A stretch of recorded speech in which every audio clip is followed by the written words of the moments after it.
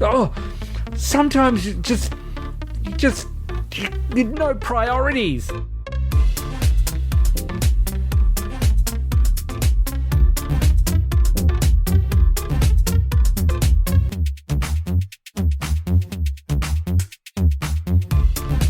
Hello, everybody, and welcome. Dad down! Dad down! We're missing a dad. Yeah, Rich not here, unfortunately. He's teacher busy, which is a concept that, is just... It's a level of busyness only pertaining to teachers. So, I mean, I'm happy to talk to you about it if you want me to go on. I've got notes. Matt and Rich could talk to you about it for a long time. That might be it. Maybe when Ben and I get COVID and patched into some sort of ventilator or something and we can't carry on, Matt and Rich can carry on with a 10-part teacher busy special. So well, it's all right. My wife can join in as well, so there's always going to be content. Yes, that's right. Well, let me ask you this. Would you rather be struggling to breathe with COVID or be a part of that episode, then? I'll get back to you. Right. Okay. Well, let's not faff around. Matt, you've got a dad anecdote for us. Yes, I had a lovely weekend in the nation's capital in Canberra. It was freezing cold all weekend. And then, I guess it was about 5:30 on the Sunday night, the power decided to go out in quite a large area around where we live, which instantly turned the heating off. I believe Now, this is where we get into dad territory, where the temperature was 4 degrees, but the feels like was minus 3.5. No. Look, so I was expecting a little lower, but still pretty cold. Sorry about that. So high winds. I think the winds knocked out a tower or something like that. So, yes, we had a blackout, and as always, the kids freaked out. Yep. Standard. But we also realised that my wife is somewhat of a candle hoarder. Ooh. So we instantly had... Oh, we've got candles. Yes, we do have candles. And we lit probably 6 or 7 candles. Okay. My youngest said, I've got a candle. So we went, lit that. I said, I'll get the torch. And then throughout the evening, the lights came back on and then went back off and then came back on and went back off maybe 2 or 3 times. So the lights would come on. Certainly the first time that happened, all the candles got blown out. Power went off again. Light up all the candles. Now, when you said... Before you move on, when you said your wife's a candle hoarder, what I imagine was not what you said there, was more just she was all like, no, I don't know, I haven't got any candles, and then went off to another ration. She's got candle rations happening. Yeah, and then you see some light, a bit of a glow under the door, and walk in there, she's got 6 candles all around her. Well, the thing is, for some reason, she said, oh, well, some of these candles are running low, so I wonder if we've got any small ones. And she looked in a cupboard, and there were like literally 15 more candles of varying sizes. Oh, one not those like bloody tea lights, though, I hope. No, one was like the size of a dinner plate with like 4 or 5 wicks in it. Oh, my God. See, that's what I had thought, right? I had thought that she'd gone, hang on a second, I'm just going to go and check, and sort of opens up this random room that you didn't know about, and it was just completely full of the candle room. I've never been in here. So that was all well and good, but we were saying to the kids, okay, now we've only got 1 torch, so let's just leave it here. Instantly, both my daughters said, can I go into my room with some candles? And I was like, nah, it's probably not a great idea. Oh, okay. All right. I said, just stay out in the lounge room. Everyone get your hoodies on. Plug for hoodies. Yep. They need all the support they can get. They don't do enough advertising.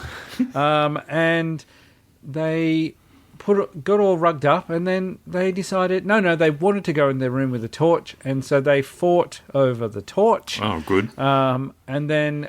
Bashing it in the process, I hope. Yeah, and then one of them took it into their room, and then the lights came back on, and we went, oh, cool, and then we blew out all the candles, and then the lights went off, and I went back to the spot where the torch was, and said, where's the torch?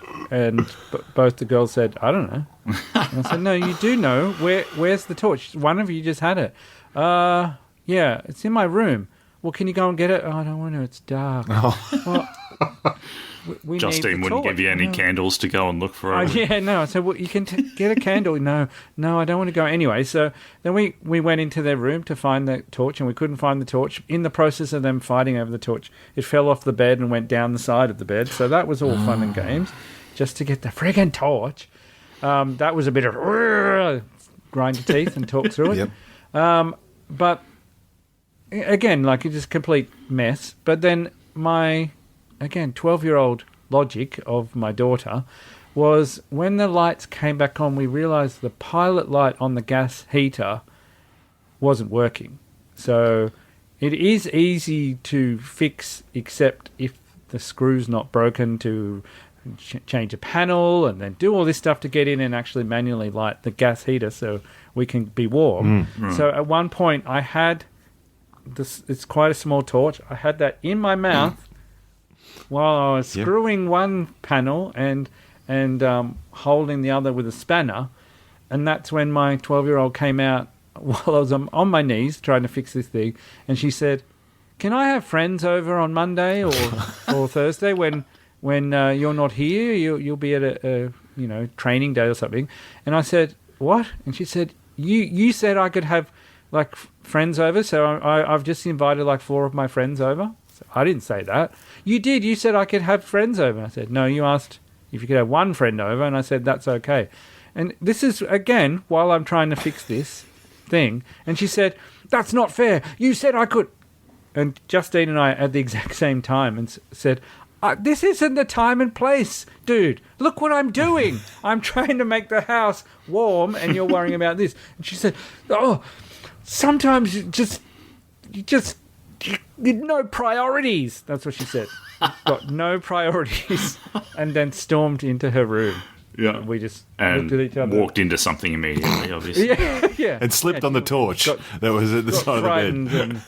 And, spilled hot candle wax all over herself. Yeah. So, yeah, being told I have no priorities, whatever that means, is, what my 12-year-old decided to do in the middle of me trying desperately to get the heater back on so it wouldn't freeze. Woodies weren't cutting it, or...? They do all right. I don't want to plug them too much, but they're quite good. But look, I'm not going to lie. I nearly bought a second one yesterday. What? What? Bought a second one? What need would you have for a second? Like for the wash? Like if you've got Well, there's a Rick and Morty one. Oh, I see. That's it. It was a fashion purchase. Yeah, that's right. Right. Yeah. Didn't. So instead you just printed out a picture of Rick and Morty and put it on your existing one? Correct. Yeah, so that's what happened. Yeah, so 3 hours without power on a freezing cold day, but I need to get some priorities apparently. Yeah. And what is it with asking for people to come over when you're not here? Is that the same as sending you to your room again, or? Pretty much. I think it's the next step. She's on a real kick about how awkward I am when her friends, or I make her friends awkward. Oh, I didn't even tell you this story. This is the main reason. Sorry, I'm jumping all over the place. Well, that was the end of the of the being in the dark, but the awkwardness side of it, going in my room when her friends are there, really hit its peak last week when I was about to leave for work. Violet was about to leave for school. Her friend was walking to school with her, and I went out the side gate, and her friend was waiting for Violet to come out so she could scare her. And I walked out the gate, and her friend said, "Rah!" And then I turned around, and she looked petrified. And I said, "Oh, you thought I was going to be Violet, didn't you?" And she said, "Yes." And so I laughed and went on my merry way. And then I got a message from Violet last afternoon saying, "Why do you have to be so awkward? Oh, you bastard. My friend doesn't want to come over now because you're awkward. Oh. You made it awkward this morning." So that's where I'm Bloody at. priorities, Matthew. Yeah, I need some priorities, priorities. please. Did she offer a piece of behaviour you should have done instead? Like, I don't know, cartwheel and backflip over the fence and pretend you were never there or something like that. I guess. Like I was... Hope for another blackout so that no one knows that you're there.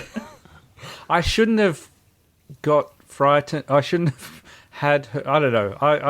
I didn't even bother to engage with that one because I was like, okay, yes, sorry, I made that awkward by being there instead of you. stop existing, damn. Yeah. Did you jump? Pretty much. That's where I'm at. Like, did she get you? Oh, half and half. Okay, Like, yep. I knew instantly. I was like, oh, God, you're Violet's friend. You thought it was Violet. And Okay. Like you kind of realised who it was for you, threw a left hook out there. Yeah. That's exactly right. Or if I go, fuck. What else do you do to cause this in her? Are you telling crappy dad jokes when her friends are around? What, are you doing anything else, or is it all just kind of being there that's the problem? No, I tend to... again, like when your 12-year-old daughter says, when my friends come over, please don't do anything or say anything silly or awkward. Do you deserve this is what I'm asking. Oh, yeah. I'm sure. In some way, that was pretty unfair that, like, I shouldn't have walked out the gate at that time because now she doesn't want to come over because it's awkward. But, like, I say things to her all the time. Like, if she says, can so-and-so come in? Like, if they've walked home and she says, oh, can she come in? And I say, sorry, who is that? And then she tells me, and I'm like, no, I don't really trust her. That kind of hilarity from a dad. Yeah, excellent. You know, I'm sure it's in the commandments somewhere. Yeah. Yeah, so none of that. None of that, please. Don't say anything. Don't make eye contact. The other day, her friend came in and she basically... It was like an old movie where someone was escaping from prison and pressed against the wall and trying to move without a spotlight seeing her. Yeah. That's the level they're at. Year 7 girls, the level of awkwardness that they achieve by trying not to have awkward encounters. Yeah. It's pretty fantastic. Oh, God. Well, I don't know. I guess something that's almost the reverse of that my wife and I do to our eldest is one of his mates is just the nicest kid you'll ever meet. Just so nice, so polite. Whenever we've seen him is, oh, yes, thank you. How are you? Oh, thank you. Yes. Oh, wonderful. That's really good. And so we've just taken to, very regularly asking Owen, how's Toby? How's Toby going? Is he, like, if he's looking for a new family, is he... He's our favourite.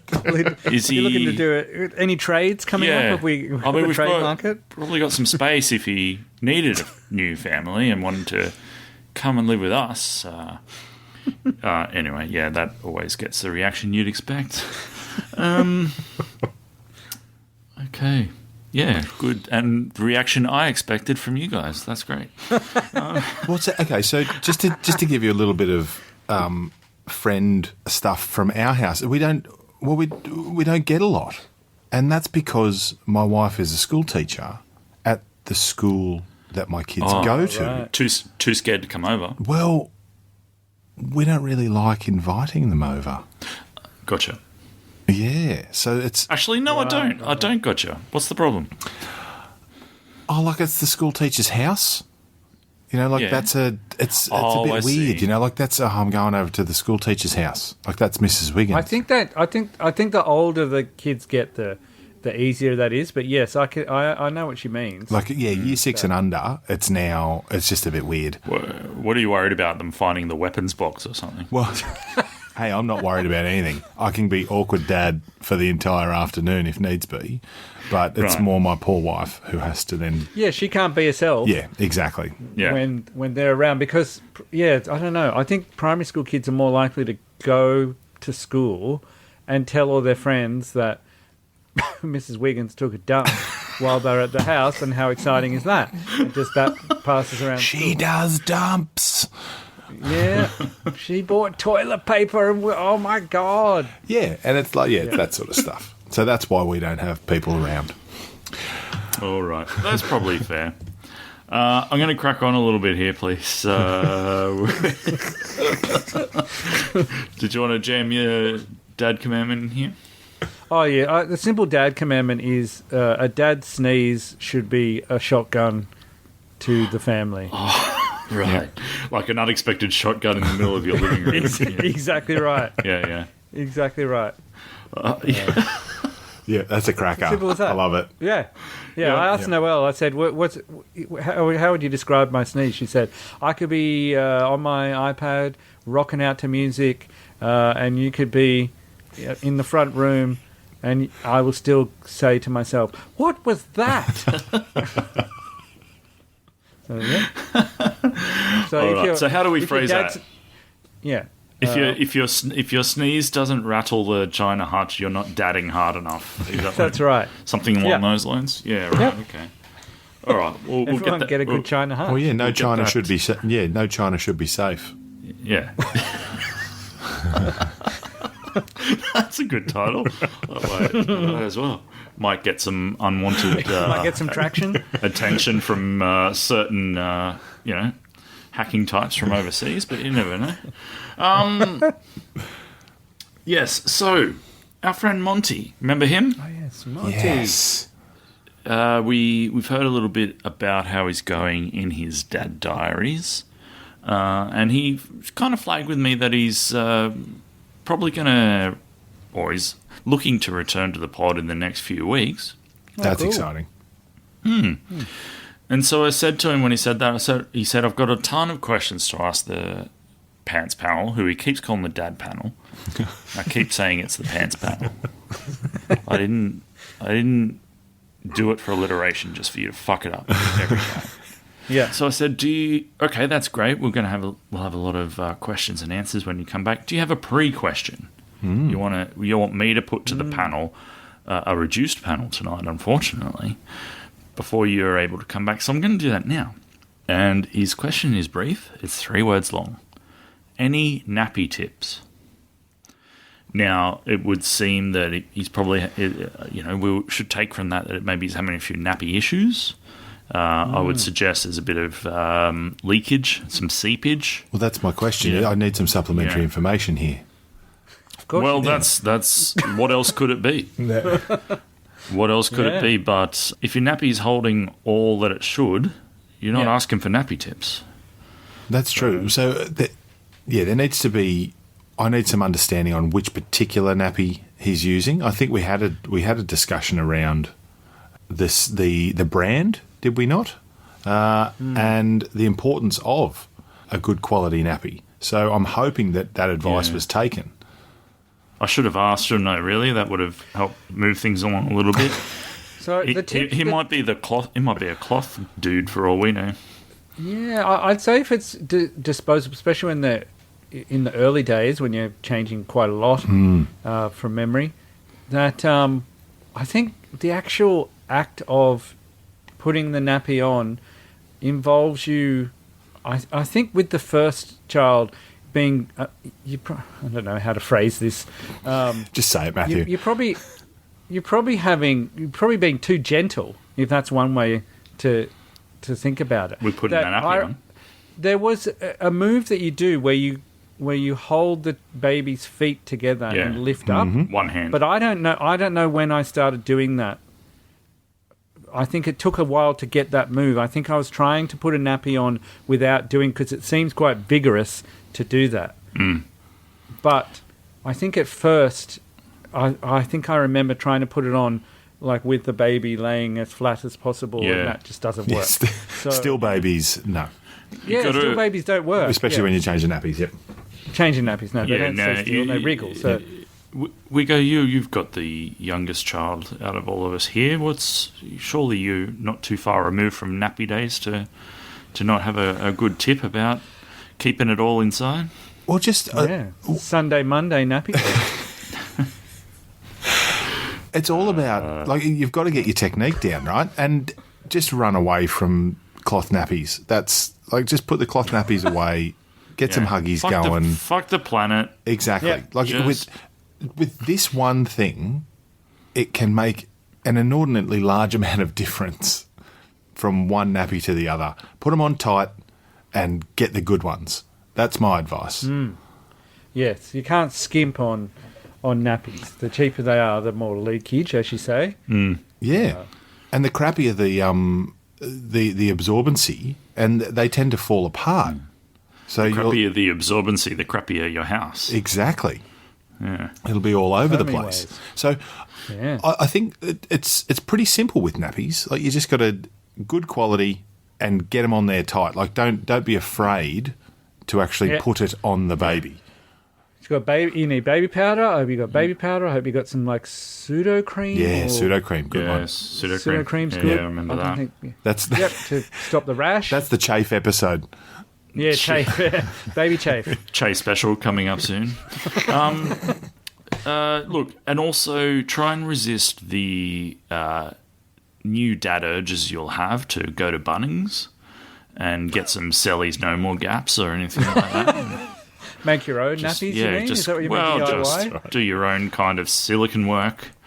Yeah, look, just resist that if you can. I know it's hard, new dad, Bunnings and all.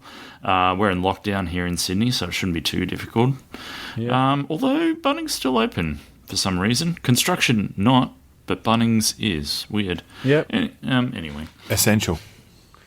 Essential, yeah. You need that firewood. Well, yes. So I don't know if that helped or not. Our answer seemed to be just do a better job of it. Yeah, we don't know what the problem is. Any tips for nappies? Make sure your kids are wearing them and not Wearing them. not wazzing their way through the house. And I don't know. Yeah. It's been too long. Yeah. And from nappies to Apple reviews. I just thought... I must say, there have been times where I've said things that are much better than that and have copped an absolute flogging. And yet that just goes unpunished. I'm not going to sit here and take it. That was I'm horrific, sitting here Stu. listening to a bake from you. I'm listening to a bake from you, so it's not unpunished, is it? Yeah. Look, I think... I'll explain myself.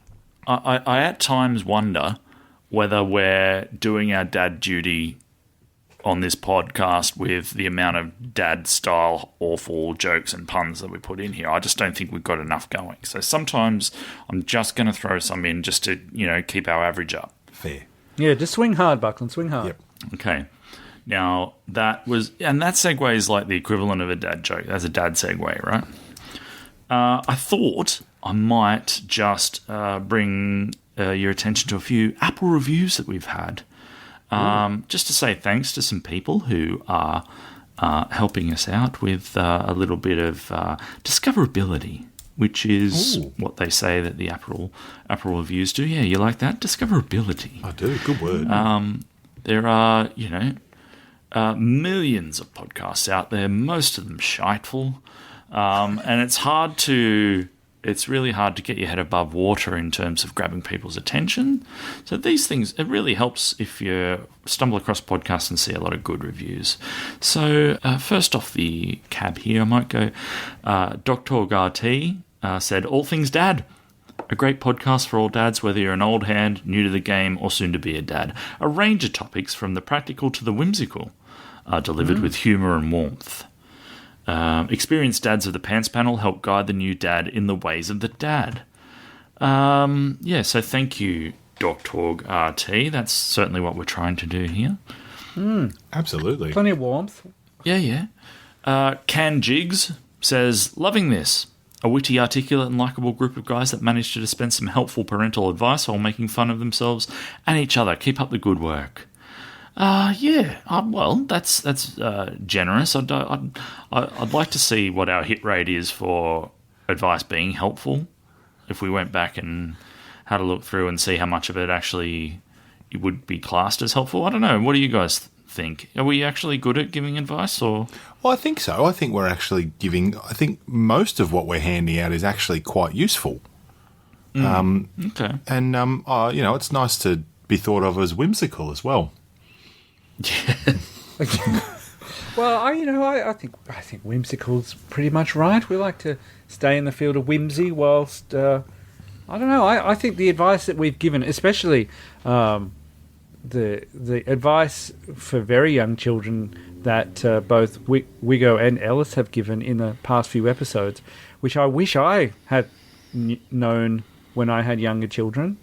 I think there's some very excellent ideas. I've already employed, I'm sorry to put my own Apple review in here, I've already employed Ellis's old idea of everyone, you've got to clean your rooms, or you've got to clean up this space, and there is a magical item that needs to be cleaned up, and if you clean that one up, you get a prize. I've already done that. That's great. with the girls. Yeah, that's fantastic. I wish I'd done that earlier. I'd also wish he's one from last week where he's conditioned his kids to think that fruit's dessert. Yep. Yeah. Like, fantastic. Yeah.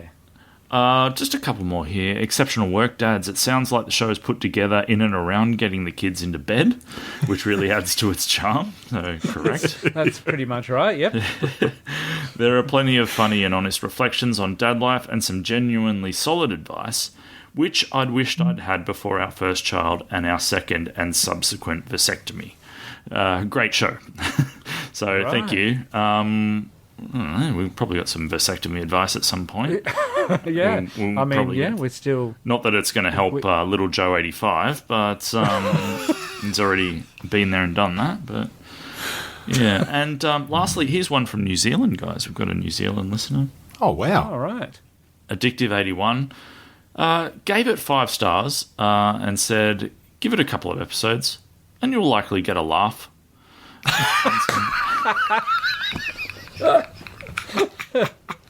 That is as... Thank you. I'll give that review 5 stars. Is that the famous New Zealand, like, underplayed humour? Is that what we're looking at? Very subtle? Very subtle emotions? The stars aren't matching the text, but that's fine. You'll likely get a laugh and some sounds like my house or Me Too moments. By that, I hope you mean Me Too in the parenting stakes. Yeah, not hashtag Me Too. Yeah. So, thank you to all those people. And yeah, if you have a spare 2 minutes, give us an Apple review. It's just so friggin' simple and helpful. And enjoyable to hear. That was great. Oh, look, if you want to bag us to shit, that's fine. Just put 5 stars on it and then bag us. That's fine. Challenge. I challenge our listeners. That is a challenge. To give us 5 stars and then rip us one. And we'll definitely read it out. Oh, for sure. The more visceral, the better. Yeah, exactly.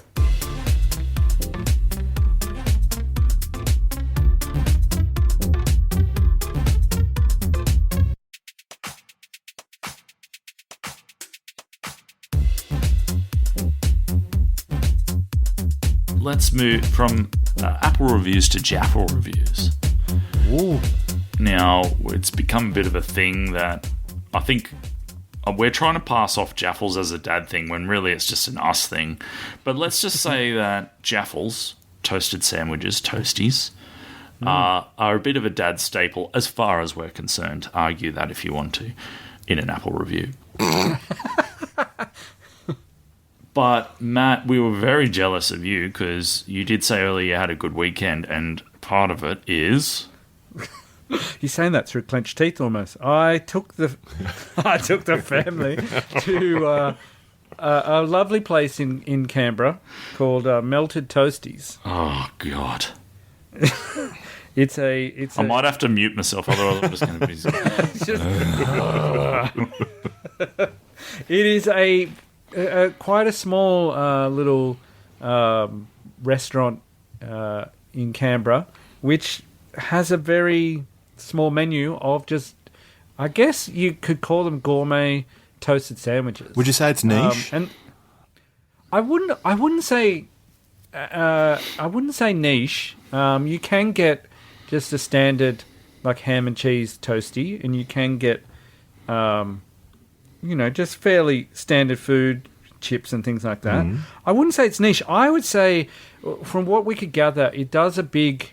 I mean, it might be a dad thing, but I think it's a tradie thing as well. Oh. The hours are catered for a breakfast and lunch. Yep. It's like, open 8 till 2 or something like that. So I think...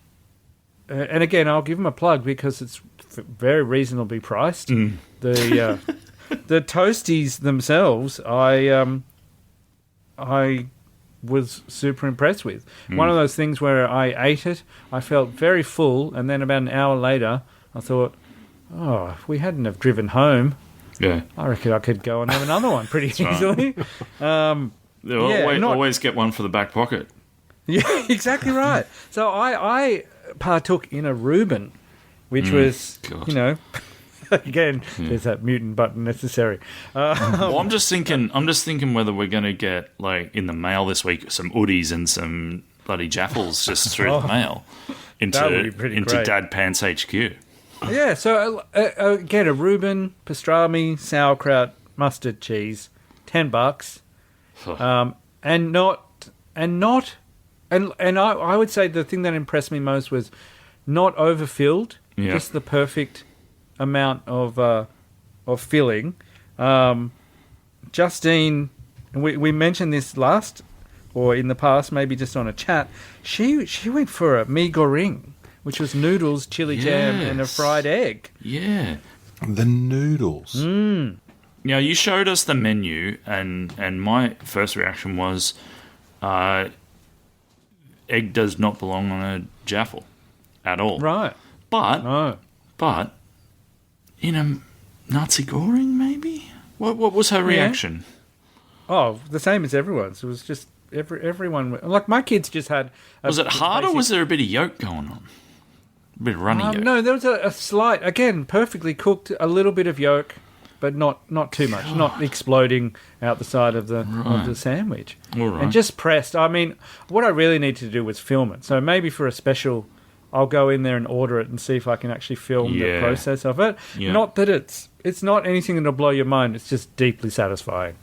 Now, the most important question of all, as far as we're concerned, was it that nice round jaffle shape?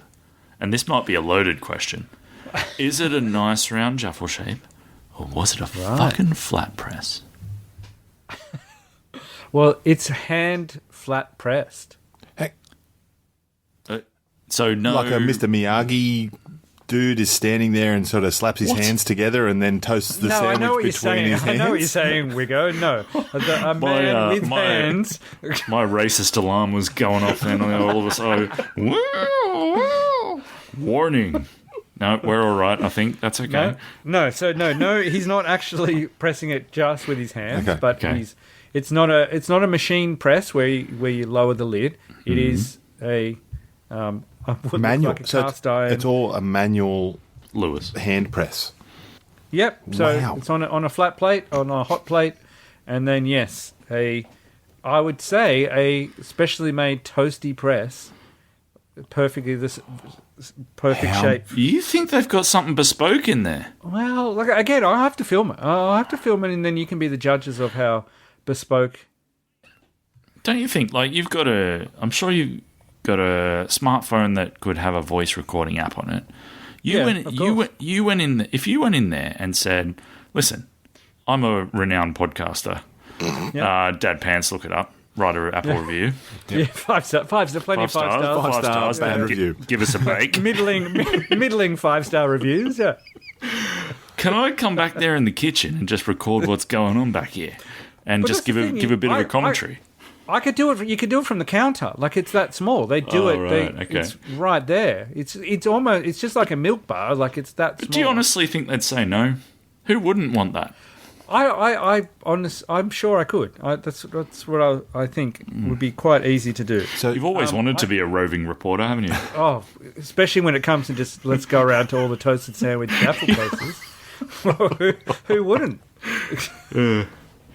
All right, so who won the day? That's my Yeah, question. Who won the day? Oh, who Yes. won the day? So I went with my sister-in-law Mel, and she ordered the 24-hour barbecue beef brisket. Now that's what Pickles, caught my eye. coleslaw on and the cheese. okay. A little more expensive. That was $15. And Were you paying? I'm paying that. I didn't pay. No, I'm was paying good. that. But I would pay that. And immediately when it arrived, I said to her, "Yes, you won. You won the day." Was your Reuben good enough not to feel bad about being out-ordered? Yes. Okay, good. Exactly All right. And I think that may be the best review you could give of a Jaffle toasted sandwich place is it's quite rare for that to happen. Where someone out orders me and I don't go, Oh, shit. and then I take a bite out of mine and I'm like, Oh, this is Bland. chalk. yeah. Yeah, right. Great. Yeah, well done. Now, Reuben. did your wife leave with her tail between her legs? That's my question. Or was she just very pleased with her choice. The problem is she's a vegetarian, so it did limit them. But I mean, there was like a mixed forest mushroom bechamel and brie, which I thought that was where she would like dive into that both feet. Yeah. But she went for the mee goreng. So I think next time, maybe on the weekend when we go back. That is such intelligent combination work. Yeah, it's minimal. That's even the Reuben. I thought, we haven't get the Reuben. Is it going to be like I've had a Reuben before? Which is the pickle overpowering? No. That's what I mean. They're obviously artisans in terms of how to not overdo it. Bloody hell! Well, that's awesome. Yeah. Now, do you think that brisket was the best thing possible on the menu? Now that you've kind of had a bit of time to reflect and relook. There is a roast chicken bechamel leek and cheese, which sounds right. And you can add truffles for an extra $7. That's right, I saw that. $7 for what? Actual truffles or truffle oil? What are we talking? It says add local truffles, so actual truffles. All right. I'm going to pass on the truffles. There is certainly a lot to think about. You wouldn't add truffles to all those, though. No, I don't know how truffles go on a goring.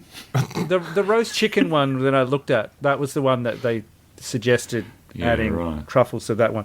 But there is one which I want someone else to eat. I won't order it, but I want someone else to eat because it's just lasagna. Well, I don't know. We're in lockdown, but I do plan to come down to Canberra at some point. I don't know what's on a lasagna toasty. Well, they're very heavy on the bechamel, aren't they? Like they've really plenty of bechamel. You'd imagine they got a job lot of bechamel in and just crafted a menu around it. What's the special on truffles and bechamel? What's the stupidest thing on that menu? I was just about to say, what I would like you to do is drive down from Sydney, all the way down, you and we go, turn up and go, actually, I might just have the salad of the day. What's the salad of the day? Bechamel? Is this Jaffle shop kind of a bit out of the way? Is it in a bit? A little, yeah. It is. It's more. So you got to be doing a trek to go to it. Yeah. So who treks to a Jaffle shop to get a salad? Exactly right. That's why I want you to drive all the way from. So I want you to drive 4 hours, and then just go. I'll have a salad, and then get back in your car and drive home. So yes, that is the most ridiculous thing on the order. We had chips there. The kids enjoyed the chips. I know, like chips are everywhere, but they said they were pretty good. All right. Get chicken salt on them. That's what you want. Bechamel chips. Bechamel dipping sauce. That'd be all right. Yeah. So yeah, that is the melted toasties. All right. Well, I mean, if you live in Canberra or you plan on visiting Canberra, you'd be a fucking idiot not to go there, wouldn't you? Not to go there. It's actually called Melted. That's the name of it. Yes. The Toasted Sandwich Emporium. Always love a good emporium. All right. Well, I feel a little bit kind of flustered. I might need. You're gonna have to wipe your brow. Yeah, yes. I might need to pat my brow in a kind of 70s cop show with a fat informant sort of way. Sorry, just to as you were saying before, it was pretty clear. It was very busy. It's quite clear that people make the trek. Yeah. It's sort of at the very east of the ACT, and people make the trek. Matthew, next time you go in... Sorry, Stu. Next time you go in, Matthew, can you just ask if the salad's a joke? On a serious note, though, like if you're starting a little business in an industrial area, which I assume this is kind of... Yep. What it is, knowing you're just trying to get a handful of tradies at lunchtime, and then people are just trekking from all over to come and get that must be extremely satisfying. It makes up for your misordering of bechamel. It makes that's right. Makes up for your overabundance of truffles. My real concern is apparently it opened 2 years ago. That's my concern. What's happening with your grapevine? I know.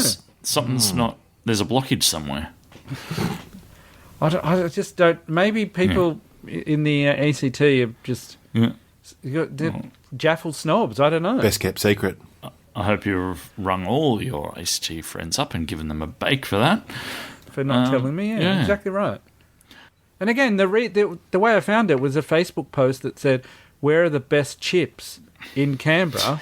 And that was the answer. And I just, again, who cares about the chips? Tell me more about toasted sandwiches. Now, well, I don't think we can tell anyone any more about toasted sandwiches. We've been at it for quite a while now. I don't know that you sound like you want to say more, Wigo. Well, what I would like to say is that, and it's not necessarily about toasted sandwiches. It's more about we've got to let these people go. They've got other podcasts to listen to. They don't need to listen to Jaffles for another 20 minutes. Well, how about some sizzle for next week? Oh, two-parter. Maybe, just maybe, Matthew, you should have put toasted sandwiches into your Google search bar, and then some magic might have happened. Oh, Matt, yeah, that's a great point. Why haven't you looked up any toasty shops? Surely it would have come up.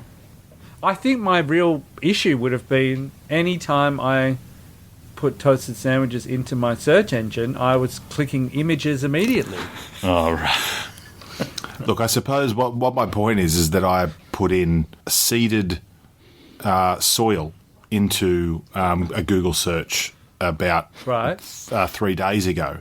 And it gave you toasted sandwiches? Well, 4 minutes after I did that, my Instagram had turf farms coming up. So, you know, it would have been instantaneous. I really need to put my foot down here. We can't get into lawn talk now. This is the end of the episode. No, and Ellis isn't here. He'll be very sad. Yeah. Gentlemen, thank you so much. More wise dad work dispensed. When it came to actual advice, our advice was just to do better, Monty. Thank you. And then it was just Jaffle talk after that. So, I think that's pretty daddish. You know, that's pretty daddish, isn't it? Like, just do better. I'm happy with it. Don't worry, I'm happy with it. Yeah. Get your 5 stars and give us a bake. Yeah. Yes. Thanks, everybody. We'll see you next time. Sleep well. Thank you. Sleep. Yeah, nice. Don't know about that.